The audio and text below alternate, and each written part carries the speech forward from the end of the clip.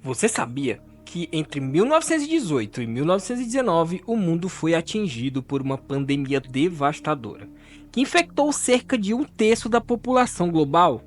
Sim, estamos falando da gripe espanhola, uma das pandemias mais mortais da história moderna, que ceifou a vida de mais de 50 milhões de pessoas e que até hoje assombra as memórias daqueles que estudam a saúde pública. Mas o que fez dessa gripe um evento tão catastrófico, galera? Hoje, vamos mergulhar na história dessa pandemia, entender como ela começou, se espalhou e como moldou o mundo que conhecemos. Fique conosco enquanto exploramos os detalhes desse trágico capítulo da humanidade.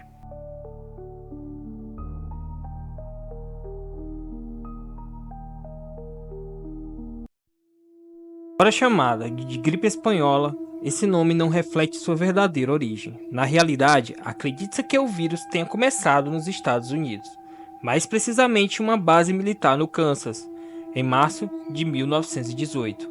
Soldados que estavam em treinamento para a Primeira Guerra Mundial logo foram infectados, e em questão de semanas a doença começou a se espalhar. Com a movimentação massiva de tropas para a Europa, o vírus encontrou o ambiente perfeito para se disseminar rapidamente, afetando milhões de pessoas. Então, por que a gripe espanhola? Durante a Primeira Guerra Mundial, a maioria dos países beligerantes censuravam informações sobre o surto para evitar desmoralizar suas populações. No entanto, a Espanha, sendo neutra no conflito, reportava livremente os casos em sua imprensa, criando a falta percepção de que a Espanha era o epicentro da pandemia. Foi assim que o nome gripe espanhola se popularizou, galera. Mesmo que a Espanha tivesse sido apenas uma vítima, assim como os outros países. A primeira onda da gripe espanhola, que se espalhou na primavera de 1918, parecia relativamente inofensiva. Muitos infectados apresentavam sintomas parecidos com de uma gripe comum: febre, tosse, cansaço e dores no corpo.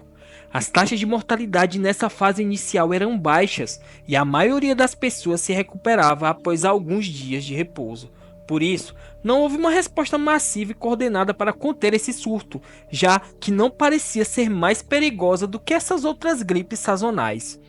Entretanto, a gripe estava longe de ser controlada. O vírus continuava se espalhando pelo mundo, alcançando populações civis e militares. À medida que ele se propagava, sofria mutações, e essas mutações acabariam por se transformar a doença em algo muito mais letal. A segunda onda dessa pandemia mortal foi no outono de 1918 que a gripe espanhola mostrou seu verdadeiro poder devastador, que começou em agosto e se estendeu até o final daquele ano. Foi drasticamente mais letal do que a primeira. O vírus parecia ter se transformado, atacando o corpo humano com uma ferocidade nunca antes vista. E o mais surpreendente, as vítimas mais afetadas não eram os idosos ou muito jovens, como ocorre normalmente com gripes, mas sim adultos jovens, saudáveis e em sua melhor fase física, entre 20 e 40 anos de idade. Os sintomas dessa nova forma do vírus eram assustadores. Muitos pacientes apresentavam febres altíssimas, seguidas de pneumonia hemorrágica que causava o acúmulo de líquido nos pulmões, e algumas pessoas morriam em menos de 24 horas após apresentarem os primeiros sintomas. As cenas nas ruas eram desoladoras. Hospitais ficaram sobrecarregados e corpos eram empilhados em necrotérios improvisados.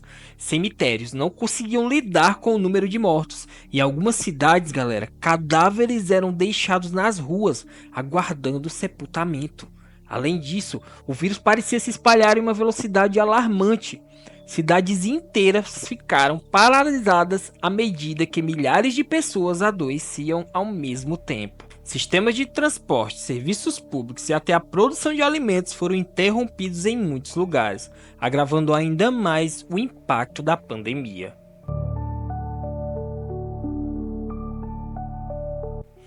A gripe espanhola afetou praticamente todos os cantos do planeta. Estima-se que cerca de 500 milhões de pessoas tenham sido infectadas, o equivale a quase um terço da população mundial na época.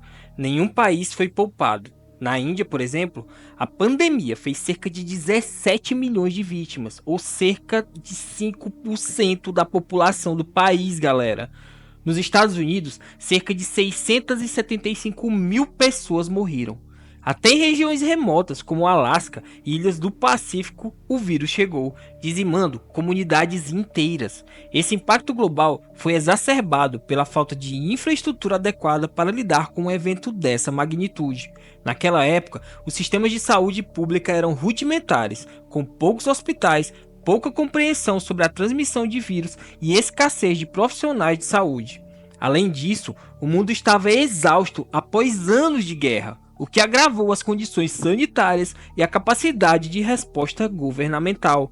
As consequências foram devastadoras não só em termos de vidas perdidas, mas também em termos econômicos e sociais. Com uma grande parte da população mundial doente, a produção de alimentos e bens essenciais despencou. A economia global, já fragilizada pela guerra, enfrentou novos desafios e muitas famílias ficaram desamparadas com a perda de seus principais provedores.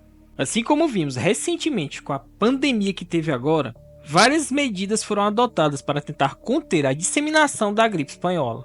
O uso de máscaras em locais públicos, o fechamento de escolas, teatros e outros espaços de reunião, além da imposição de quarentenas e restrições a viagens, tornaram-se comuns em diversas cidades ao redor do mundo, bem parecido com o que a gente viveu, né, galera?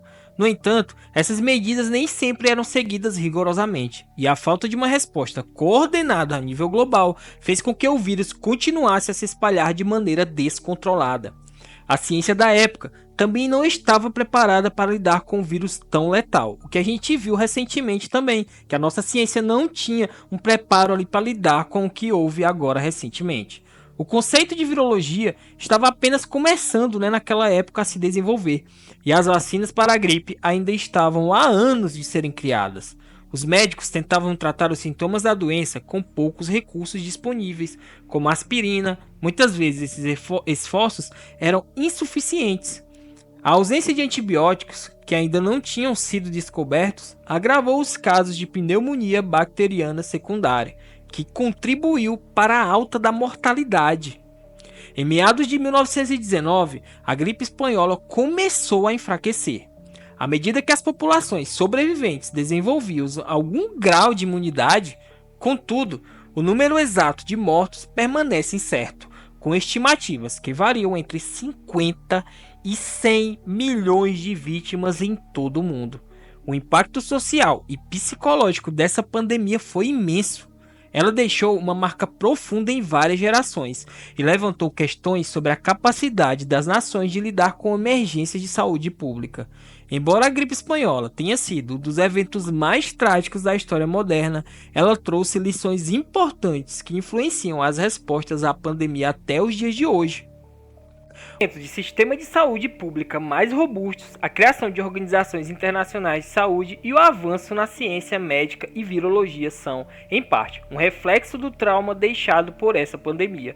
O que aprendemos com a gripe espanhola continua a moldar a forma como enfrentamos crises globais de nossa saúde. Então é isso, galera. Esse foi o Sempre Curioso. Espero que você tenha gostado. E aí, você já chegou a estudar sobre a gripe espanhola? Deixa aí nos comentários. E se você gosta de curiosidades e descobrir o que há de novo em toda a história da humanidade, já se inscreve no canal e deixa o like e ativa as notificações. Aqui todos os dias teremos vídeo mostrando algumas histórias, curiosidades, tudo que você imaginar. Então muito obrigado por ter me acompanhado até aqui e um grande abraço. Valeu!